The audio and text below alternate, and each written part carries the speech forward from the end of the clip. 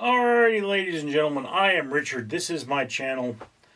I am about to talk about, I'm about to have a drink, and we're about to talk about the game Battleship. I have my genuine Titanic herbal liqueur here, of which is a very strange, thick and bitter. And I'm wondering what it pairs with, so I am going to actually pair it with my Snickers latte here, which will expire next month if I don't drink it, so yeah. Oop.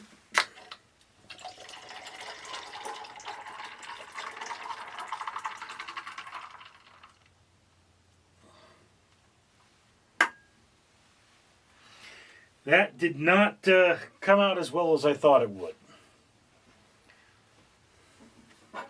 Luckily, I did not get any on my 4Ocean bag here, as I drop things incredibly, because for every 1,000 subscribers I do purchase one of these bracelets from 4Ocean, and 4Ocean pulls a pound of trash out of the ocean, which of course is very good of 4Ocean, and very good for this video, because we're talking about battleships which float in the ocean. Ah! This is not going well.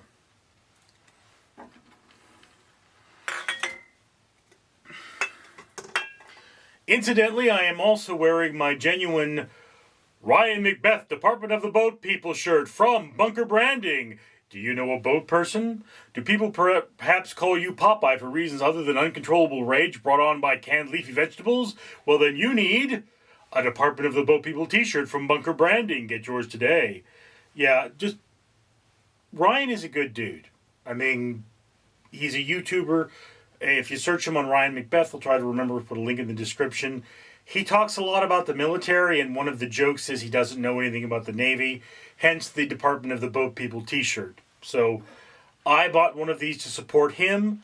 I'm telling you, you should support him too. He fights misinformation, and, you know, that's a thing.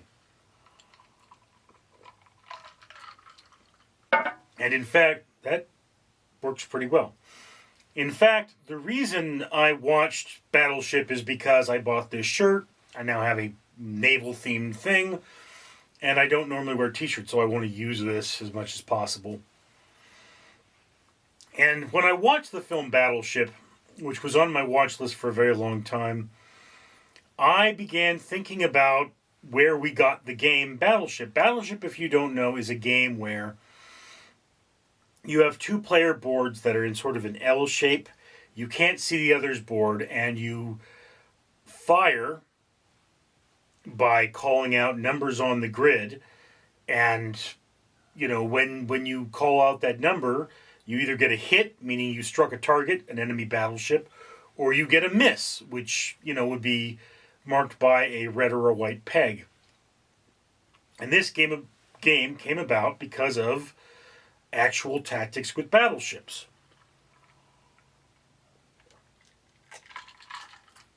See,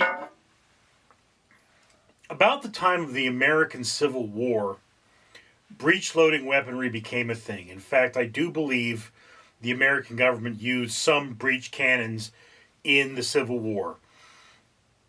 Previously, older cannons, like you see on the wooden ships, are muzzle-loading cannons or bell cannons.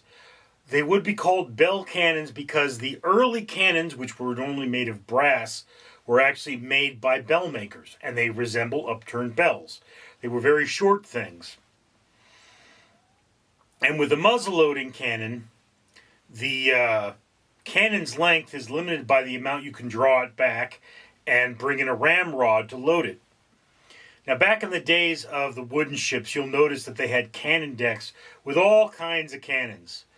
And these cannons did not fire in unison, because if they did, they would tear the ship apart. What really happens inside of the ship is that the cannon fires, and it's tied to the hull of the ship, and it flies backwards, and the ropes hold it, stop it from going any further. And that put stress on the ship. So if they all fired at once, they could actually rip the cannons free of the hull and make them useless. And, I've actually heard an historian say that back in the day of the wooden ship, you didn't fight the ship, you fought the men aboard the ship. Because wood floats, and in order to stop a ship from firing at you, you had to kill the people aboard it. That is not entirely true.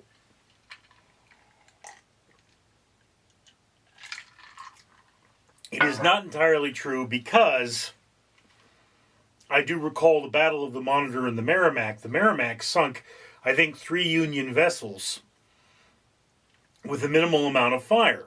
Okay?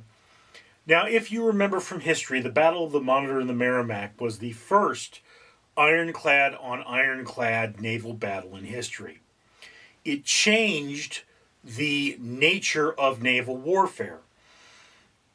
Even the USS Constitution, which is, I think it's one of the few surviving Constitution-class vessels from the Civil War, its nickname was Old Ironside because the wood could still deflect cannon rounds of a certain caliber.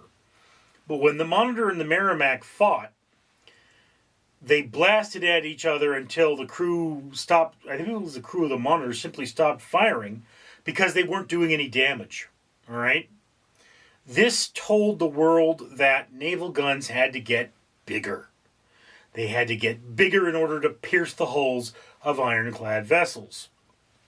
This was facilitated by the breech loading cannon because instead of having to withdraw the cannon into the ship to load it, the cannon could stay in place and be loaded. I believe the Monitor and the Merrimack had breech loading cannons, but I do not know. I haven't looked it up. I recall that it took about 5 or 6 minutes to fire the cannons on the Monitor, and so forth. Now, when we started seeing the Dreadnought class of battleship, the largest battleships ever built, was the Second World War. But I believe it was perhaps the end of the First World War when we began to see battleships that could fire over the horizon. Battleships could hit something that they could no longer see. And you saw a lot of this in artillery of the Second World War. The Paris gun, for example, was a cannon so large it shot, I think, from some German position to Paris, but it shot this huge distance. But the length of the barrel of the gun actually increases the distance at which you can fire because it's a chemical reaction that launches the weapon, that launches the shell. The chemical propellant explodes, gunpowder, whatever have you, and it burns. This is a chemical reaction. A chemical change occurs. It creates gas, which forces the load out of the barrel. The longer that barrel is, the more and longer the force is against it, pushing it further and faster, allowing it to travel a greater distance. With the battleships of the Second World War, they could fire over the horizon, hitting things they could not see.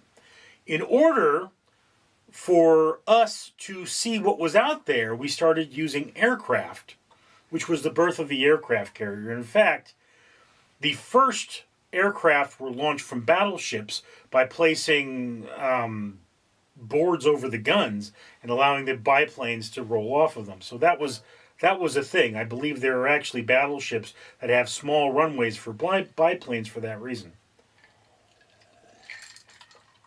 This is where the game Battleship comes from because it was the challenge of hitting something you couldn't see.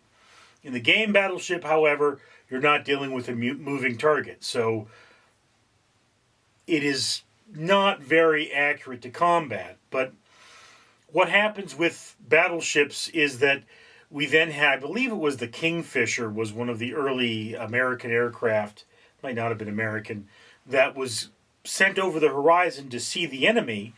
And then somebody said, if we've already got a plane over there, why don't we just put bombs on it? And that was how weaponized aircraft became something that were carried on ships.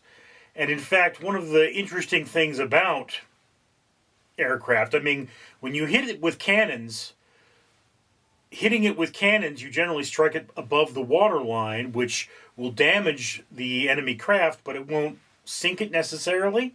You have to do a significant more damage to get what you want.